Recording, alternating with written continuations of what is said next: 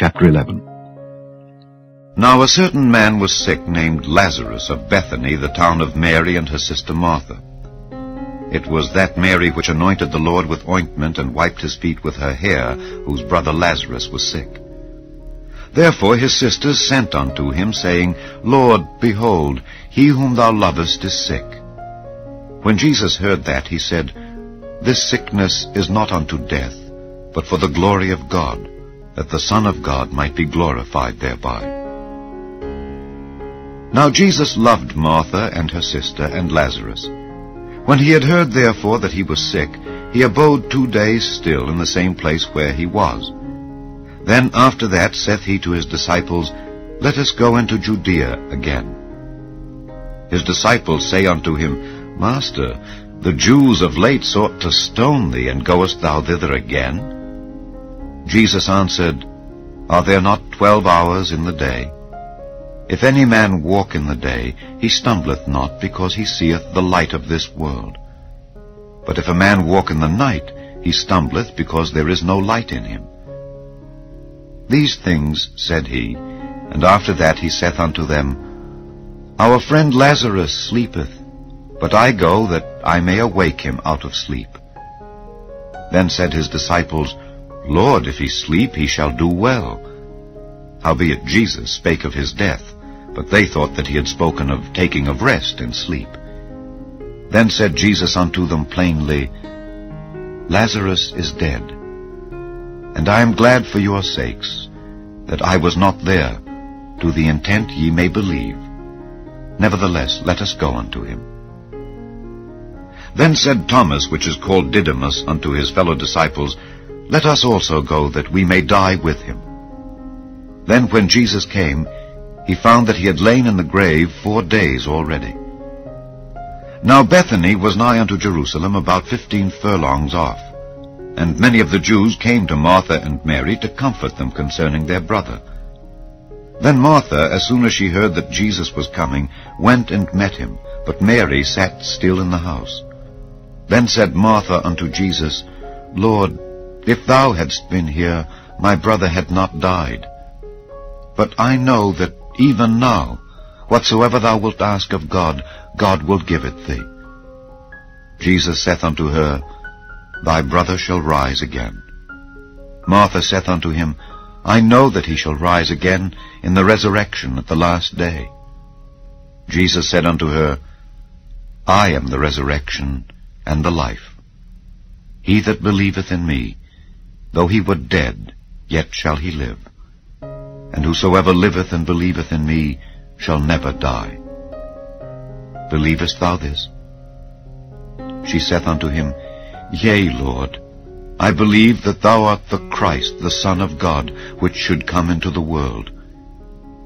And when she had so said, she went her way, and called Mary her sister secretly, saying, The Master is come, and calleth for thee.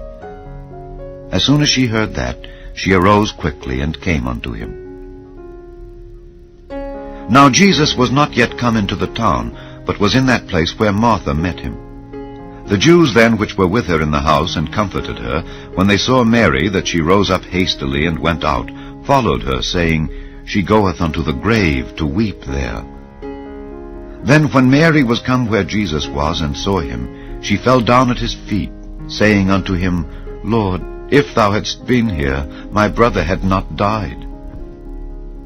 When Jesus therefore saw her weeping, and the Jews also weeping which came with her, he groaned in the spirit, and was troubled, and said, Where have ye laid him? They said unto him, Lord, come and see. Jesus wept.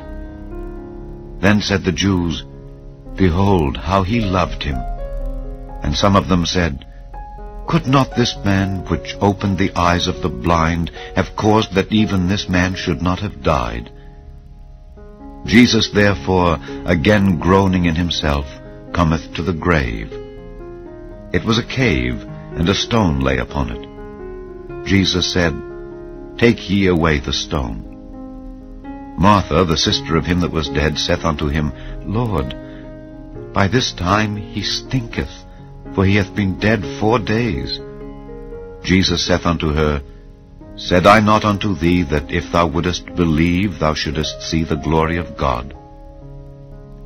Then they took away the stone from the place where the dead was laid, and Jesus lifted up his eyes and said, Father, I thank thee that thou hast heard me, and I knew that thou hearest me always. But because of the people which stand by I said it, that they may believe that thou hast sent me. And when he thus had spoken, he cried with a loud voice, Lazarus, come forth. And he that was dead came forth, bound hand and foot with grave clothes, and his face was bound about with a napkin. Jesus saith unto them, Loose him, and let him go. Then many of the Jews which came to Mary, and had seen the things which Jesus did, believed on him. But some of them went their ways to the Pharisees, and told them what things Jesus had done. Then gathered the chief priests and the Pharisees a council, and said, What do we? For this man doeth many miracles. If we let him thus alone, all men will believe on him, and the Romans shall come and take away both our place and nation. And one of them, named Caiaphas, being the high priest that same year, said unto them, Ye know nothing at all, nor consider that it is expedient for us that one man should die for the people, and that the whole nation perish not.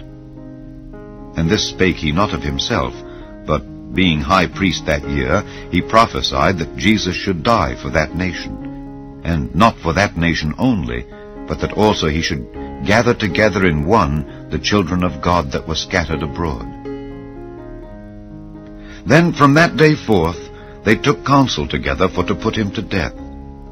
Jesus therefore walked no more openly among the Jews, but went thence unto a country near to the wilderness, into a city called Ephraim, and there continued with his disciples. And the Jews' Passover was nigh at hand, and many went out of the country up to Jerusalem before the Passover to purify themselves. Then sought they for Jesus, and spake among themselves as they stood in the temple, What think ye, that he will not come to the feast? Now both the chief priests and the Pharisees had given a commandment, that if any man knew where he were, he should show it, that they might take him. Chapter 12. Then Jesus 6 days before the Passover came to Bethany, where Lazarus was, which had been dead, whom he raised from the dead. There they made him a supper, and Martha served. But Lazarus was one of them that sat at the table with him. Then took Mary a pound of ointment of spikenard, very costly, and anointed the feet of Jesus, and wiped his feet with her hair. And the house was filled with the odor of the ointment. Then saith one of his disciples, Judas Iscariot, Simon's son, which should betray him, Why was not this ointment sold for 300 pence and given to the poor? This he said, not that he cared for the poor, but because he was a thief, and had the bag, and bare what was put therein. Then said Jesus, Let her alone. Against the day of my burying hath she kept this. For the poor always ye have with you, but me ye have not always. Much people of the Jews therefore knew that he was there, and they came not for Jesus' sake only, but that they might see Lazarus also, whom he had raised from the dead. But the chief priests consulted that they might put Lazarus also to death, because that by reason of him many of the Jews went away and believed on Jesus. On the next day much people that were come to the feast, when they heard that Jesus was coming to Jerusalem, took branches of palm trees, and went forth to meet him, and cried, Hosanna, blessed is the King of Israel that cometh in the name of the Lord. And Jesus, when he had found a young ass, sat thereon, as it is written, Fear not, daughter of Zion, behold, thy king cometh, sitting on an ass's colt. These things understood not his disciples at the first, but when Jesus was glorified, then remembered they that these things were written of him, and that they had done these things unto him. The people therefore that was with him, when he called Lazarus out of his grave, and raised him from the dead, bear record. For this cause the people also met him, for that they heard that he had done this miracle. The Pharisees therefore said among themselves, Perceive ye how ye prevail nothing? Behold, the world is gone after him. And there were certain Greeks among them that came up to worship at the feast. The same came therefore to Philip, which was of Bethsaida of Galilee, and desired him, saying, Sir, we would see Jesus. Philip cometh and telleth Andrew, and again Andrew and Philip tell Jesus. And Jesus answered them, saying, The hour is come that the Son of Man should be glorified. Verily, verily, I say unto you, except a corn of wheat fall into the ground and die, it abideth alone. But if it die, it bringeth forth much fruit.